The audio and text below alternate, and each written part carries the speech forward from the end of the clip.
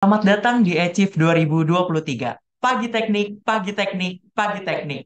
Perkenalkan, nama saya Dava yang akan bertindak sebagai MC pada kegiatan kali ini. Saat ini kita kedatangan teman-teman dari Australia Awards in Indonesia. Nah, untuk topik webinar pada kali ini adalah Information Session about Australia Awards Scholarships. Sebelumnya, mari kita sama-sama menyaksikan video dari Australia Awards in Indonesia. Apakah kamu ingin menjadi generasi penerus yang membuat perubahan positif di Indonesia? Ayo, daftarkan dirimu untuk mendapatkan beasiswa Australia Awards. Beasiswa Australia Awards adalah beasiswa internasional bergengsi yang ditawarkan oleh pemerintah Australia. Beasiswa ini diberikan untuk memperoleh gelar PhD dan Master atau menjalani studi singkat di perguruan tinggi Australia. Beasiswa ini telah menjadi bagian penting dari program bantuan pemerintah Australia di Indonesia sejak tahun 1953. Australia Awards in Indonesia bertujuan mendukung pembangunan di Indonesia melalui kontribusi positif dari alumni yang menjadi ahli profesional di bidangnya masing-masing. Selama 70 tahun, sudah lebih dari 13.000 warga negara Indonesia mendapatkan beasiswa dan melanjutkan pendidikan jangka panjang atau pendek di Universitas Australia. Banyak dari alumni yang kemudian menempati posisi kepemimpinan dan membuat perubahan signifikan di Indonesia, serta membantu menjalin hubungan antar warga yang langgeng dengan Australia. Australia Awards in Indonesia menawarkan beasiswa jangka panjang dan studi jangka pendek meliputi beasiswa master, menyasar agen perubahan dengan fokus utama ke kelompok sasaran pemerataan.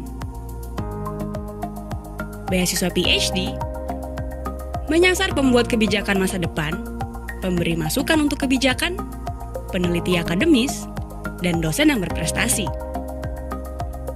Kedua beasiswa ini memberikan kesempatan untuk studi di universitas di Australia sesuai pilihan penerima beasiswa.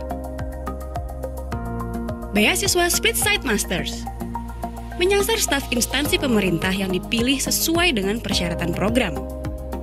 Beasiswa ini memberikan kesempatan untuk studi selama 1 tahun di universitas di Indonesia dan dilanjutkan dengan studi 1 tahun berikutnya di universitas di Australia. Di akhir masa studi, penerima beasiswa akan mendapatkan 2 gelar master di bidang yang berkaitan. Beasiswa studi singkat menyasar profesional karir menengah dan pejabat senior dari organisasi di sektor prioritas kerjasama bilateral Indonesia dan Australia. Beasiswa studi singkat memberikan kesempatan untuk mengembangkan keahlian, pengetahuan, dan menjalin jejaring profesional di Australia. Semua penerima beasiswa mendapatkan dukungan dari Australia Awards. Dukungan tersebut mulai dari sebelum berangkat, saat berada, dan selesai studi di Australia. Untuk biaya studi, biaya hidup, penerbangan pulang pergi ke Australia juga disediakan bagi penerima beasiswa. Australia Awards memberikan dukungan kesetaraan partisipasi bagi kelompok sasaran pemerataan yang terdiri dari perempuan kelompok rentan, penyandang disabilitas, dan masyarakat dari provinsi sasaran pemerataan. Australia Awards juga memastikan jumlah yang berimbang antara penerima beasiswa perempuan dan laki-laki. Studi di Australia merupakan pengalaman yang berharga dan sangat menyenangkan. Australia memiliki komunitas yang beragam, masyarakat yang toleran dan demokratis, serta menyediakan layanan pendidikan dari universitas-universitas terbaik dunia. Australia adalah tujuan paling populer bagi pelajar Indonesia dan terpopuler ketiga di dunia bagi pelajar internasional. Ada 43 universitas di Australia yang dapat dipilih, dan 7 diantaranya termasuk dalam 100 universitas terbaik di dunia, dan 17 diantaranya termasuk dalam 100 universitas terbaik dunia untuk universitas yang berusia di bawah 50 tahun. Nah, tunggu apa lagi?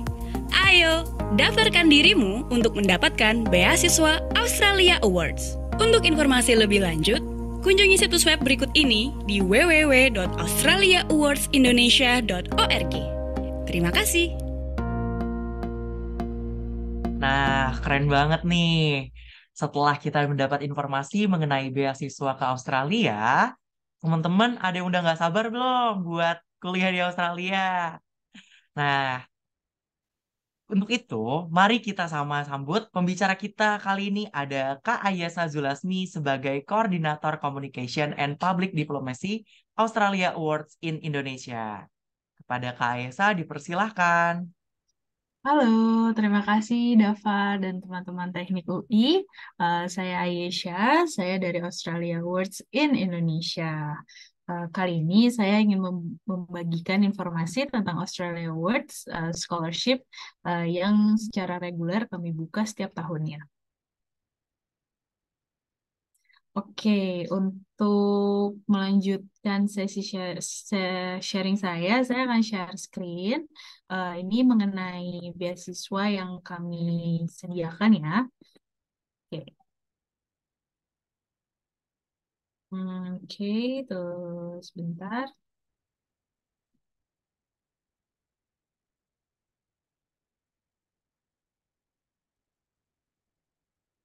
Oke, apakah terlihat di layar rekan-rekan semua?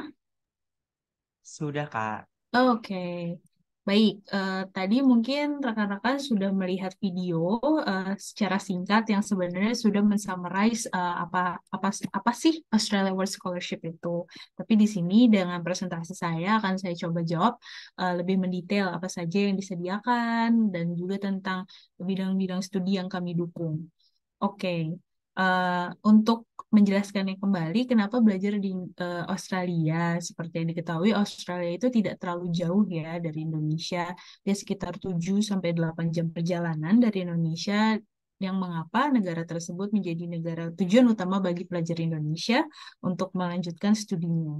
Dan di sana ada 7 universitas terbaik di dunia eh, yang masuk ke dalam ranking. Jadi tidak perlu jauh-jauh untuk belajar di universitas terbaik di dunia dan itu ada di Australia. Dan menurut survei kami, 89% pelajar internasional itu puas dengan tidak hanya dengan kualitas pembelajarannya tapi juga kualitas hidupnya. Nah, di sana tuh bagaimana sih tinggalnya? Australia itu juga beragam seperti Indonesia karena juga banyak pendatang. Jadi di sana itu masyarakatnya terbuka dan demokratis. Di sana juga multicultural, multibahasa, multiagama dan sangat cocok suasananya untuk pendidikan dan juga penelitian. Nah, saya akan menjelaskan beasiswa reguler yang kita buka setiap tahunnya ya. Itu ada beasiswa PhD dan master untuk beasiswa S3 dan S2. Nah, sekilas, jadi itu Australia Awards di Indonesia itu sudah lama, sudah 70 tahun kami sudah hadir di Indonesia sejak 1953. Lalu kami menyediakan studi jangka pendek, itu short course, belajar di Australia selama 2 minggu, tapi ini non-degree ya, jadi dapatnya sertifikat saja. Lalu untuk jangka panjang, yaitu S2 dan S3 di Australia. S2 itu maksimal 2 tahun, S3 itu maksimal 4 tahun. Kenapa sih Australia memberikan ini untuk Indonesia? Karena tujuan utamanya untuk meningkatkan SDM yang ada. Tapi lebih dari itu untuk meningkatkan hubungan masyarakat Indonesia dan Australia dalam tingkat individu maupun organisasi. Oke, ini yang paling sering ditanya. Usianya berapa sih? Boleh daftar berkali-kali nggak sih? Siapa saja yang berhak untuk mendapatkannya? Jadi, setiap tahunnya kita tidak membatasi usia bagi para pendaftar. Jika ingin mendaftar baru fresh graduate dari S1 boleh, tiba-tiba baru ingin nanti setelah umur 30 tahun atau 45 tahun baru ada kesempatannya itu juga boleh. dan tidak ada batasan frekuensi mendaftar. Jadi apabila masih belum berhasil di kesempatan pertama, kedua, ketiga, masih boleh daftar, tidak ada list blacklistnya. Tapi kami sangat berharap teman-teman yang nantinya mendaftar satu shot langsung dapat beasiswanya ya. Nah, ini terbuka untuk umum, tapi kami juga sangat mengencourage teman-teman dari kelompok sasaran pemerataan. Mereka itu siapa saja? Mereka adalah perempuan dengan perempuan kelompok rentan, penyandang disabilitas, dan teman-teman dari provinsi pemerataan. Perempuan rentan itu seperti apa? Perempuan yang menjadi breadwinner di keluarganya, mempunyai anak di preschool atau sekolah dini, ataupun sebagai caregiver dari keluarganya dan juga perempuan yang ingin melanjutkan bidang studinya di bidang STEM. Nah, penyandang disabilitas sangat kita encourage juga untuk mendaftar dan teman-teman dari provinsi sasaran pemerataan. Ada 17 provinsi. Nanti di slide berikutnya akan saya jelaskan dan berikan gambaran lebih luas provinsi-provinsi apa saja. Begitu. Nah, sebenarnya karakteristik apa saja sih yang dicari gitu. Nah, beasiswa PhD dan master ini kalau untuk PhD kami ingin melihat pembuat kebijakan di masa depan. Dan seseorang yang bisa memengaruhi kebijakan dan peneliti akademis dan dosen yang berprestasi. Lalu untuk master ini memang kami mencari yang dari kelompok sasaran pemerataan dan juga yang mempunyai karakteristik agen perubahan nih untuk di saat masa ini dan juga masa depan. Nah, yang dari tadi sudah kita sebutkan beberapa kali provinsi sasaran pemerataan itu di mana saja ada 17 provinsi. Provinsi-provinsi ini dipilih karena kita tertarik dan juga fokus untuk membangun ke daerah itu kembali. Makanya ada 17 provinsi pemerataan ini. Jadi jika rekan-rekan KTP-nya dari provinsi-provinsi ini sangat di-encourage untuk ikut karena menjadi salah satu em, sasaran utama kami untuk memilih awardee gitu. Jadi bisa dilihat ya dari barat sampai timur ada 17 provinsi. Oke, nah sebenarnya itu ketika mendaftar beasiswa kita jangan lupa untuk menyelaraskan dengan bidang prioritas yang kami sediakan. Nah, bidang prioritasnya itu apa? Yang selaras dengan COVID-19 Response Plan. Nah, kita memang sudah keluar dari COVID, tapi kan kita masih eh, menyembuhkan atau eh, bangkit kembali dari COVID. Nah, itu dibagi dengan 3 bidang prioritas, yaitu ketahanan kesehatan, stabilitas, dan pemulihan ekonomi. Apa saja sih yang masuk ke dalam ketahanan kesehatan? Itu mulai dari pengelolaan kesehatannya, kesehatan masyarakat, lalu ada ilmu SDM, ilmu internasional, ilmu pembangunan, begitu ya. Lalu untuk stabilitas itu masuknya apa aja sih? Ada hukum, ada administrasi masyarakat, cyber security, monitoring evaluasi, layanan disabilitas. Ini masuk ke dalam contoh-contoh bidang studi prioritas. Dan untuk pemulihan ekonominya itu mulai dari perdagangan sampai iklim, pengelolaan SDA, perikanan, dan juga pengelolaan bencana begitu. Ini bisa dilihat di website kita juga kalau penjelasan di sini terlalu cepat ya. Nah, ini juga nih yang menarik bagi teman-teman karena biasanya apa saja sih yang ditanggung begitu ya. Jadi manfaatnya itu kita menyediakan sebelum berangkat, pada saat di Australianya juga maupun setelah pulangnya. Nah, jadi manfaatnya itu apa aja? Jadi rekan-rekan yang terpilih itu nantinya ada pelatihan bahasa Inggris akademik sebelum berangkat karena bisa diketahui bahwa nanti itu yang dipakai adalah bahasa Inggris untuk perkuliahan. Mungkin di situ ada penyesuaiannya, jadi kita akan ada trainingnya dulu bagi rekan-rekan yang sudah terpilih. Nanti biaya visa, pemeriksaan medis, ronsen, dan asuransi kesehatan semua ditanggung untuk penerima beasiswa. Nah, biaya perjalanan domestik dari tempat asal ke lokasi EAP. Jadi lokasi EAP-nya itu setiap tahunnya di Bali. Jadi misalnya teman-teman tinggalnya di Surabaya, jadi dapat perjalanannya itu dari Surabaya ke Bali, atau teman-teman itu dari Ambon, jadi dapat perjalanan dari Ambon ke Bali begitu. Nah, nanti juga ada sesi konsultasi dengan universitas-universitas Australianya. Jadi bedanya Australia Awards itu adalah jadi rekan-rekan itu dapat dulu beasiswanya baru mendaftarkan ke kampusnya. Kita yang bantuin gitu. Tapi di awal ketika teman-teman itu membuat aplikasi sudah tahu kira-kira apa 2 sampai 3 universitas yang mau disasar. Tapi ketika sesi konsultasi ini dipastikan lagi apakah jurusan yang teman-teman itu cocok, apakah kemungkinan akan pindah dengan jurusan yang sama, tapi maksudnya pindah universitas itu ada kesempatannya begitu. Jadi nanti pada pendampingan saat proses aplikasi ke universitasnya, lalu penempatannya, lalu keberangkatannya itu juga kita dukung.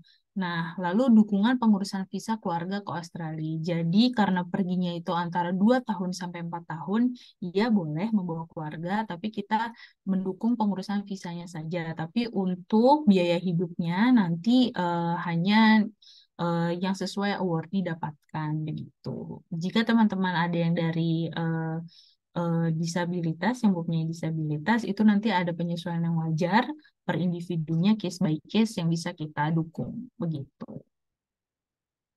Oke, ketika di Australianya dapat apa saja sih gitu ya.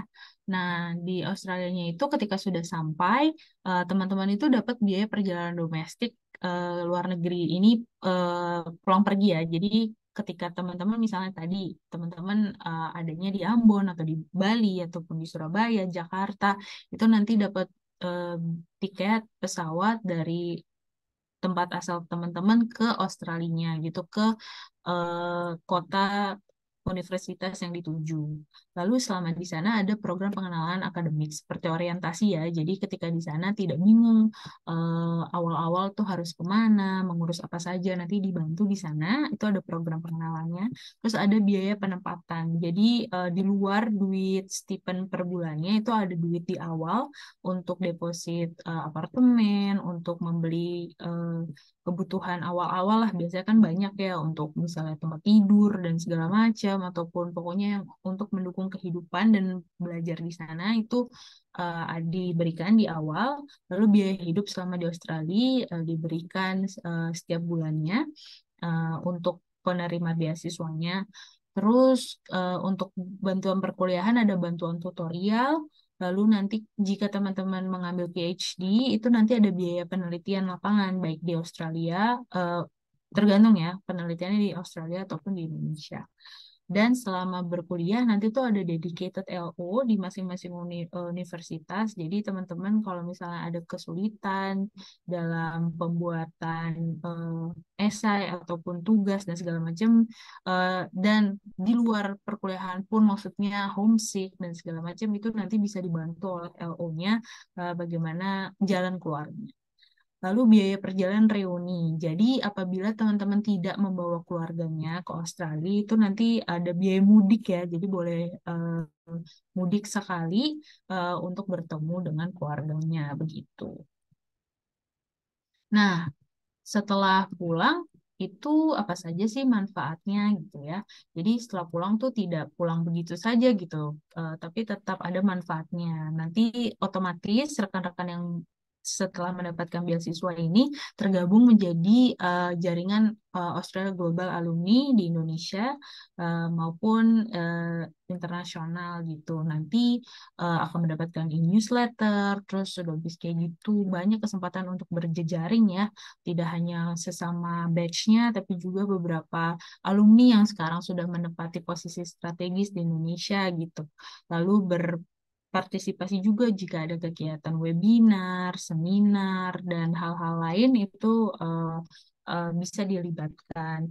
Dan biasanya kita juga ada acara konser musik, gala dinner, maupun nonton bareng gitu. Jadi tidak lepas pulang ke Indonesia terus lepas begitu saja. Dan itu diadakan tidak hanya di kota besar, tapi di kota-kota kecil pun kita usahakan untuk membuat kegiatan eh, berjejaring gitu. Nah, kita juga punya namanya skema hibah alumni atau alumni grant scheme.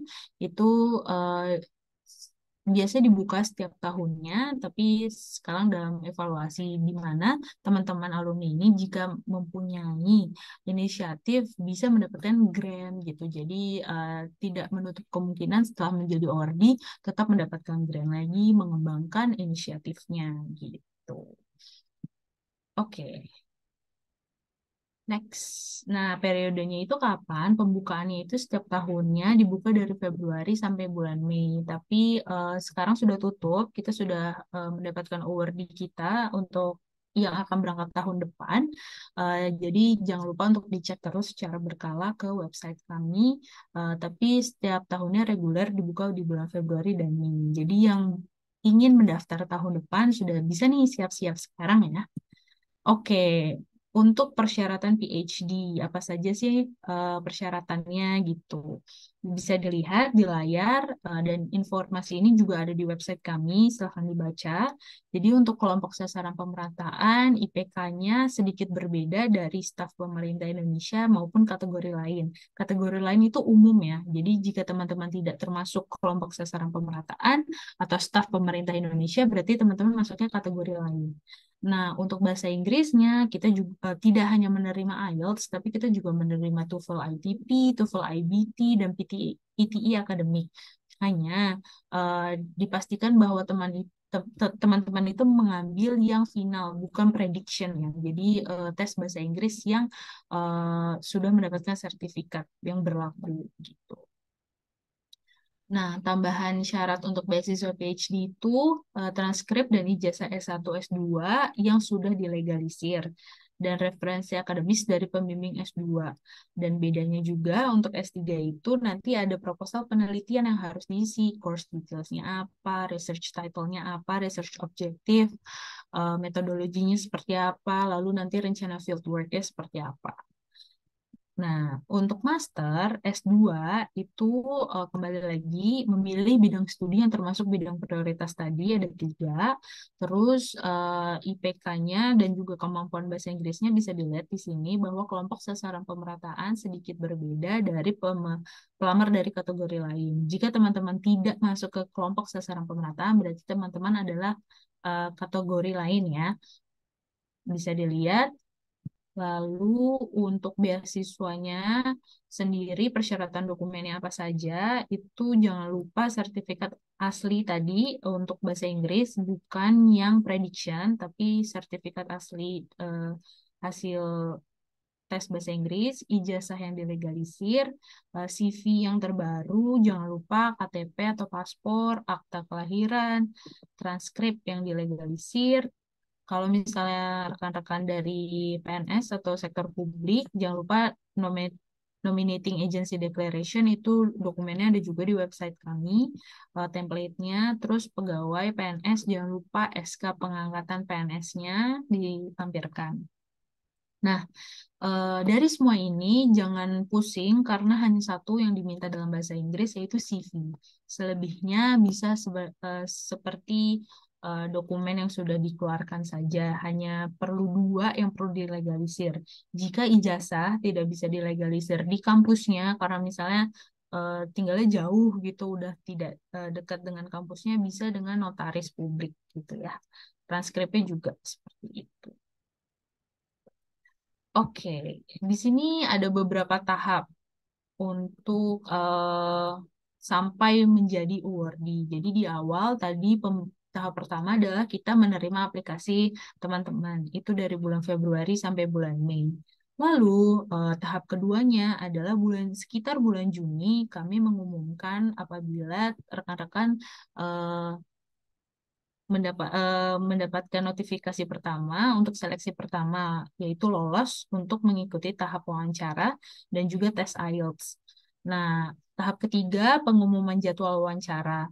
Jadi setelah diumumkan lolos, nanti ada mendapatkan informasi lebih lanjut mengenai tanggalnya kapan, lokasinya di mana, begitu. Tahap keempat yaitu seleksi wawancara dan tes IELTS yang disediakan oleh Australia Awards itu sekitar bulan Juli gitu. Dan yang terakhir jika sudah lolos semuanya sekitar bulan Agustus, rekan-rekan sudah tahu apakah mendapatkan beasiswa atau tidak begitu. Nah, mungkin yang tadi diucapkan terlalu cepat ataupun masih ada yang ingin ditanyakan, kita ada beberapa metode, bisa email, lalu jangan lupa sering-sering cek website kita. Sebenarnya semua informasi ada di website kita. Lalu kita punya WhatsApp ya, WhatsApp chat, jadi itu bisa di WhatsApp, tapi ingat di jam kerja saja, tidak di weekend, itu Senin sampai Jumat, di jam kerja jam 8 sampai jam 4 sore. Dan juga bisa di-scan link tree kita ini, ada barcode di sini, ini masuk ke link tree kita, adalah informasi-informasi yang rekan-rekan sekiranya butuh untuk mengetahui tentang Australia Awards Scholarship. Nah, untuk yang terakhir itu ada link untuk ke universitas yang ada di Australia. Jadi misalnya teman-teman mau browsing, mau searching, kira-kira jurusan apa sih yang cocok untuk saya, adanya di kampus yang mana, itu semua ada di Craikos, itu lengkap sampai ke SKS-nya gitu lah ya. Silahkan dicek begitu. Terima kasih atas kesempatannya untuk kami presentasi dan selamat mendaftar bagi teman-teman yang ingin mendaftar Australia Awards tahun depan. Wah, keren banget, keren banget. Jadi semakin tercerahkan nih, jadi semakin tergambarkan mengenai program beasiswa ini. Terima kasih ya Kak Ayesa. Nah, tentunya ada beberapa pertanyaan nih yang ingin saya sampaikan ke Kak Ayesa. Nah, untuk pertanyaannya, eh, bagaimana sih Kak prospek untuk engineering talents di program beasiswa ini? Dipersilakan Kak. Oke, jadi Australia Awards ini kita tidak menutup dari jurusan apa saja, tapi diingat untuk menyesuaikannya dengan bidang prioritas yang tadi kita sudah jelaskan gitu. Jika rekan-rekan dari engineering sekiranya ingin membantu Indonesia dalam skala kesehatan ataupun stabilitas ekonomi, itu bisa didukung dari jurusan teman-teman gitu. Jadi jangan lupa mengkaitkan jurusan yang teman-teman ingin pilih itu ke bidang prioritas Australia Awards gitu. Itu kesempatannya akan lebih baik. Tidak menutup kemungkinan juga ini contoh ya dari arsitektur terus sudah bisa kayak gitu, ujung-ujungnya ingin membantu dalam hal sipil, membantu Indonesia misalnya dalam pembuatan kereta api ataupun tol dan segala macam, itu tetap masuk dalam bidang prioritas. Jadi engineering sangat terbuka sekali, tapi jangan lupa mengkaitkannya dengan bidang prioritas kami. Oke, terima kasih Kak. Nah, pertanyaan selanjutnya, di era yang interdisipliner seperti sekarang ini nih Kak, apakah Australia Awards in Indonesia juga mendukung engineering talents yang ingin mengambil S2 yang lintas jurusan atau multidisiplin? Seperti itu, Kak. Boleh silahkan, Kak. Boleh banget, banyak sekali yang mengambil